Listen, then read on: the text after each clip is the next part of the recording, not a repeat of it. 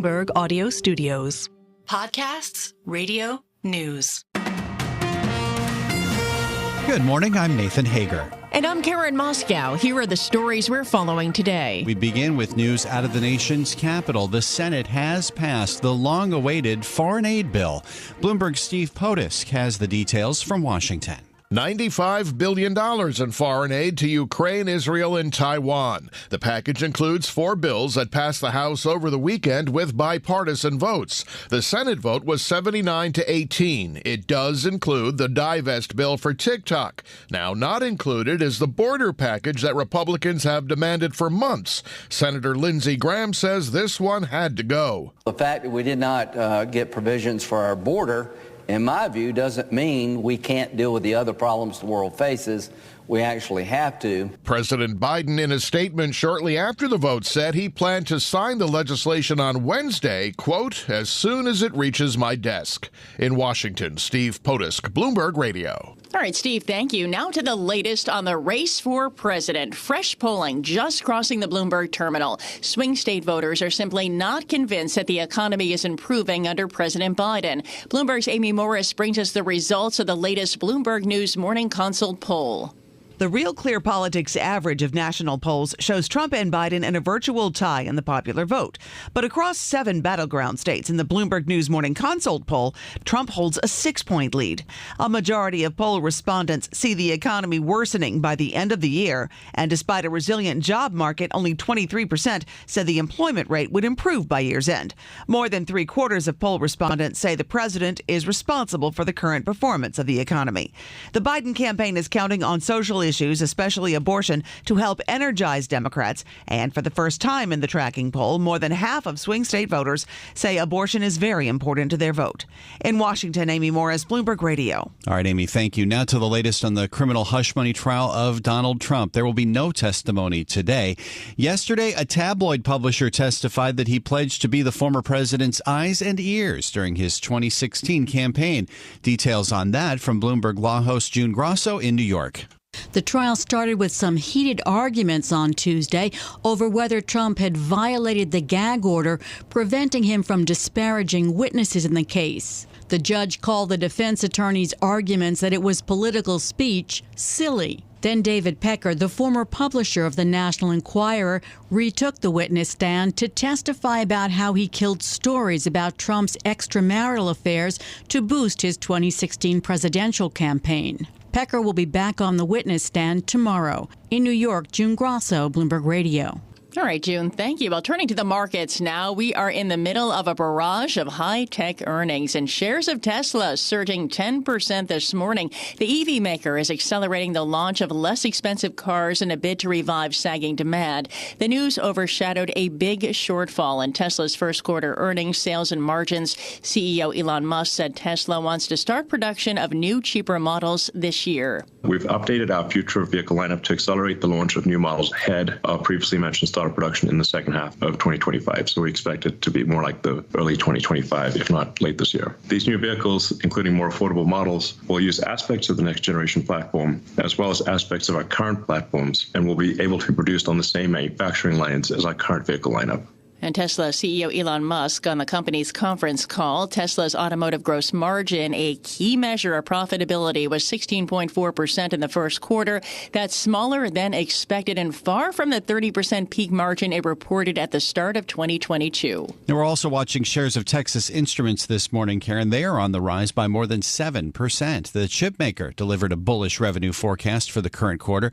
More on that from Bloomberg's John Tucker. There are signs of a comeback. Texas Instruments indicates that a slump in demand for industrial and automotive components may be easing. The company says sales will be as much as $3.95 billion. Customers have begun to resume ordering chips after working through stockpiles of components, and that's a good sign for the broader industry. Texas Instruments has the broadest customer base among chip makers. It serves as a bellwether for confidence in the economy. John Tucker, Bloomberg Radio. All right, John, thank you. Another company trending higher this morning, morning, Visa. Shares of Visa up more than 2.5%. The company reported a quarterly profit that beat Wall Street predictions as U.S. credit card spending climbed. And Karen, the earnings continue today. 40 companies in the S&P 500 will report, and heading today's list is Meta Platforms. We get a preview from Bloomberg's Tom Busby. For investors, the big focus for the owner of Facebook, Instagram, WhatsApp, the metaverse, and more is whether digital advertising revenue was strong enough to offset spending on its generative AI technology. Also, growth in Facebook's active daily users forecast to be 2.11 billion. Consensus calls for revenue of $36.12 billion, almost all of that on advertising, and adjusted earnings per share of $4.30. Tom Busby, Bloomberg Radio. All right, Tom, thanks. Turning to the economy now. J.P. Morgan Chase Chair and CEO Jamie Dimon is speaking out about the economy, and Dimon says he's on the cautious side when it comes to whether there will be a soft landing. Even if we go to recession, the consumer's in good shape. But that doesn't mean you can fight off the effects of stagflation or something like that if it gets much worse. And so I worry that it looks more like the 70s than we've seen before. If you go back to the 70s, deficits were half what they are today. The debt to GDP was 35%, not 100%. And so part of the reason I think we've had this strong growth is the fiscal spending. And J.P. Morgan's Jamie Dimon at the Economic Club in New York, he added that the U.S. economy was unbelievable and had been booming for a while. And we're hearing from another banking boss this morning, Karen, overseas. UBS Chairman Colm Kelleher says the Swiss government's proposal to require the bank to hold substantially more capital is the, quote, wrong remedy to the failings that brought down Credit Suisse more than a year ago. Kelleher spoke at the bank's annual general meeting in Basel, Switzerland. And it's time now for a look at some of the other stories making news in New York and around the world. We're joined by Bloomberg's Michael Barr. Michael, good morning. Good morning, Karen. College demonstrations continue over the Israel-Hamas war. The president of Columbia University extended a midnight deadline for student protesters at an encampment. Earlier, University President Manosh Shafik, citing a hostile environment, called for clearing the encampment occupying the west lawn of the school's Morningside Heights campus. However, progress has been reported between the university and demonstrators. Columbia offers its students hybrid learning, either in person in classes or in remote learning. It also calls for protesters who are not students to be denied entry on the campus. New York Mayor Eric Adams addressed that during his weekly media briefing involving earlier protests when objects were thrown at officers. There are people who come, have nothing to do with the issue, and they want to aggravate. Now, if those police officers didn't show a high level of discipline, this could have been an ugly situation. At NYU, plywood barricades were put up by officials as demonstrators staged a walkout. It comes a day after around 120 people were arrested at a pro-Palestinian rally. Yesterday, demonstrators showed up at Washington Square Park in a peaceful protest against the arrests and NYU's president. The act of extreme police brutality and aggression that Linda Mills green-lighted last night furthers our movement, strengthens us. Audio courtesy of ABC 7. Pennsylvania's Tuesday primary is in the books. Democratic Senator Bob Casey and Republican challenger David McCormick will face each other in the state's high-stakes U.S. Senate contest this fall. Casey and McCormick, a former hedge fund CEO, won their respective party primary contests after they were uncontested. Meanwhile, Congresswoman Summer Lee will be on the ballot in November. The Pennsylvania Democrat beat back her primary opponent, Bhavini Patel, 61% to 39%. Patel campaigned by linking Lee to the congressional squad that includes progressive Congresswoman Alexandria Ocasio-Cortez, which Lee did not deny. We are proclaiming victory. We're proclaiming victory over dark money in politics. We're proclaiming our victory over divisive politics. Lee, who gave her victory speech in downtown Pittsburgh, will run against Republican James Hayes, who ran uncontested. Global news 24 hours a day and whenever you want it with Bloomberg News Now. I'm Michael Barr. This is Bloomberg, Karen. Time now for the Bloomberg Sports Update with John Stashower. John, good morning. Good morning, Karen. Madison Square Garden just hosted 4 straight nights of playoff games. Shades of 30 years ago when both MSG teams reached the finals. The Knicks won, then the Rangers, then the Knicks. Last night, it was the Rangers' turn. They trailed Washington early, but in the second period, led by a goal, the Capitals were on the power play. Zibanejad now takes the puck away from Ovechkin. Back to Kreider. Zibanejad to the trailer. Miller shoots. He scores! A shorthanded goal! After Zibanejad stripped Ovechkin of the puck, Keandre Miller capitalizes. Rangers lead 4-2. On 98.7, Rangers held on, beat the Caps 4-3, and like the Knicks, they're up 2-0 in the series. Also wins in the NHL for Florida, Colorado, and Nashville. That last Knick win was helped by that steal in the final minute. The NBA looked at the tape, admitted Philadelphia's Tyrese Maxey was actually fouled twice. No call was made. Knicks and Sixers play Game 3 in Philly tomorrow. First time in these NBA playoffs. A couple of wins by road teams. Indiana got 37 points from Pascal Siakam, won 125-108 at Milwaukee. Dallas got 32 from Luka Doncic, beat the Clippers in L.A. 96-93. Minnesota's now up 2-0, another home win over Phoenix. The Mets, since that 6-game winning streak, have lost 3 straight, outscored 20-3. Giants won 5-1 behind Logan Webb, hurled 8 scoreless innings. He's unscored upon in his last 19 innings. At the stadium, Yankees scored 4 times in the first inning. Anthony Rizzo a 2-run homer. That was enough. They beat Oakland 4-3. Red Sox lost in Cleveland 4-1. The Guardians are a major league best, 17-6.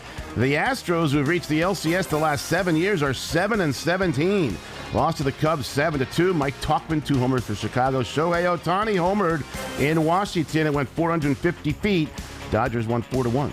John Stashower, Bloomberg Sports. Nathan, Karen. All right, John, thank you. Coast to coast on Bloomberg Radio, nationwide on Sirius XM, and around the world on Bloomberg.com and the Bloomberg Business app. This is Bloomberg Daybreak.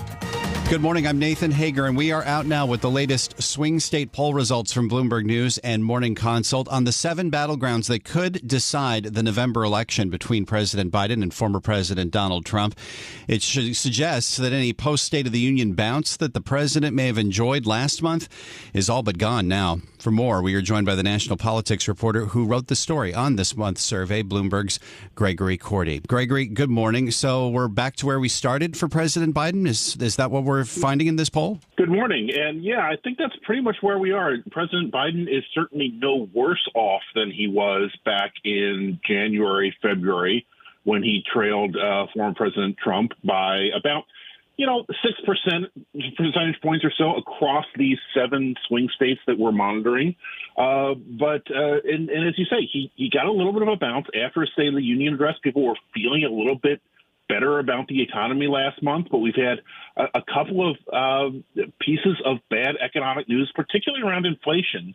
And we've seen that the president's numbers tend to move in lockstep with how people are feeling about the economy. And this is a pretty pessimistic electorate when it comes to the economy. And so we're seeing Biden falling back to that same place that he was a couple of months ago in trailing President Trump in most of these states.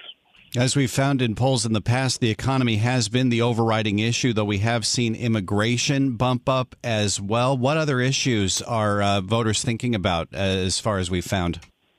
Yeah, one thing that we saw in this month's poll is abortion getting a little bit more attention. Of course, when we were in the field with this poll this month, we had that Arizona Supreme Court decision that reverted back to the pre-Roe versus Wade law that was in effect beginning in 1864 that prohibited pretty much all abortions in the state, regardless of circumstances. And that resonated particularly in Arizona, of course, which is a swing state in and of itself, but really across the country. It's a mobilizing issue for Democrats. But it remains to be seen whether it's something that can really move the needle in persuading independents where the economy is still the number one issue. I suppose it's probably a little too soon to tell whether abortion has a trajectory to overtake some of those other issues, since it's about the first time we've asked about this. But when it comes to third parties like Robert F. Kennedy Jr., what are we seeing when it comes to where he could potentially draw support from? Yeah, that's been a quite persistent question throughout this cycle is, can third-party candidates really make a difference here? And we continue to really kind of scrutinize the evidence to go deep into the crosstabs to figure out whether he hurts Biden more or Trump more. And it's still kind of hard to say, although the feeling generally is that Democrats are more worried, and that's partly because even though RFK has some appeal on the Republican side, Trump's supporters are pretty loyal to Trump. And even though they like RFK Jr., they will stick with him. Kennedy, of course, comes from a very powerful Democratic family, has that name going for him, has a lot of appeal to Democrats. And, of course, Biden supporters aren't quite as loyal, are looking for alternatives, and Kennedy could be one. And of course, we've seen the president throughout this campaign campaigning on the legislative initiatives that he's managed to get through. It hasn't really seemed to help him much in terms of getting voters out. But we did see a major initiative finally pass after a 6-month impasse on Capitol Hill in the form of billions of dollars in foreign aid and a potential forced sale of TikTok. Is there any indication from the polling that we're seeing, Gregory, on whether these sort of legislative victories are have a chance of cutting through for the president? We'll have to see whether this foreign aid package will break through the noise of this election cycle.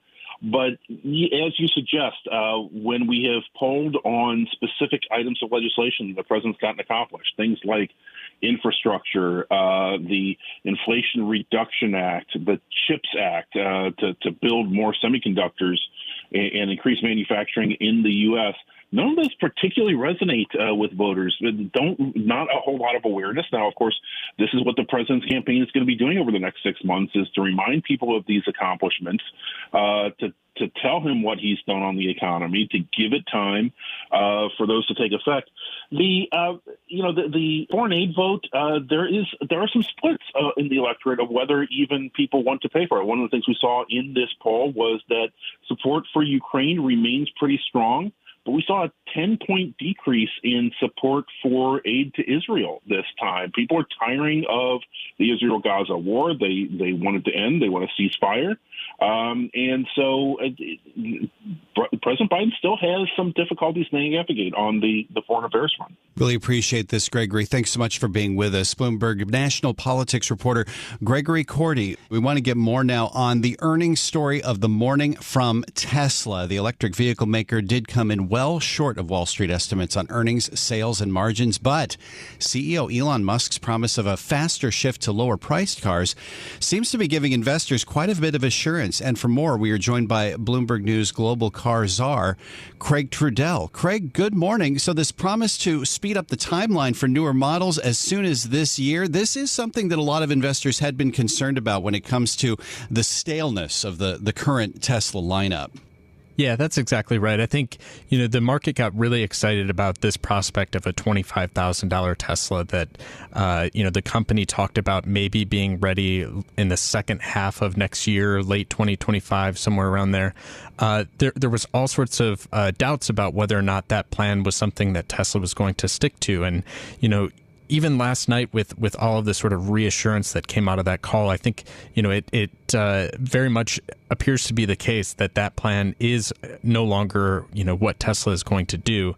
And if you'll allow me to just brag about our coverage a little bit, I mean, the big take early this week, I mean, we reported precisely what Musk said last night, this idea that, what they're going to do is take some of the work that they were doing on this next generation vehicle and apply it to their existing lineup. I don't think that he, went so far as to say that we're going to make the Model Y cheaper, because if he does that, it gives people reason to wait instead of buying now.